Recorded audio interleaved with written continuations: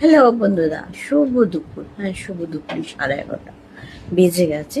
পুজো complete হয়ে গেছে, সবই মোটামুটি আমার কমপ্লিট। হ্যাঁ, এখনো সৈকুকে খেতে দেওয়া হয়নি। সামনেই আসছে ইন্ডিপেন্ডেন্স ডে, 15ই আগস্ট, রাইট?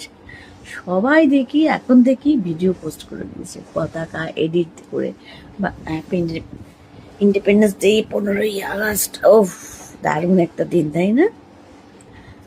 আমাদের জীবনের ফেস্টিভ্যাল কিন্তু একটার পর একটা একটার পর একটা আসতেই থাকে।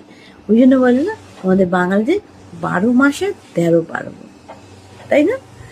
সব ফেস্টিভ্যালকে আমরা কিন্তু ভালো থাকি, মন্দ থাকি, কিছু হলেও একটু আনন্দ করি।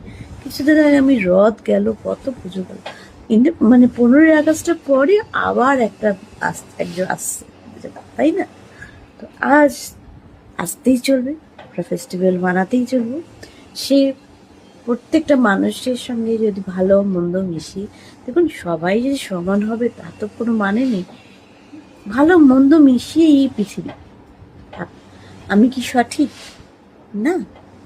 আপনি কি পুরো 100% সঠিক? না। 100% সঠিক কেউ হয় না, কারণ যারা 100% সঠিক সঠিক হয় তারা ভগবানের তুলনায় হয়, সৃষ্টিকর্তার তুলনায় হয়।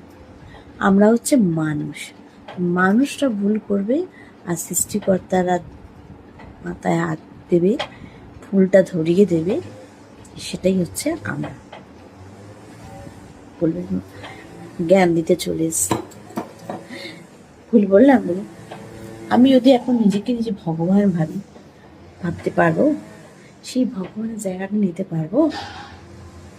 একদমই না। তো আমার পুজো হয়ে গেছে, আমরা সবাই দেখেছি। তো সবই গাছের ফুল। আজকেও কিন্তু কোনো ফুলমালা অর্ডার পাইনি। ঘরে একটুখানি কিছু ফল ছিল, ফল দিয়ে একটু ড্রাই ফ্রুট দিয়ে আমাদের পুজো সম্পন্ন হয়েছে। আমার পুজো সম্পন্ন হয়েছে। আমি একটা, এত সুন্দর লাগলো মামায়ের গানটা, মিষ্টি গানটা, নিশ্চয়ই পুজোটা এতজন দেখে একটু প্রণাম, মানে এতটাই আমাকে পুরো, মানে এতটাই আমার আমার উপর এত হিংসা, ঠাকুরঘরে একটা প্রণাম পর্যন্ত কোনো দেন না।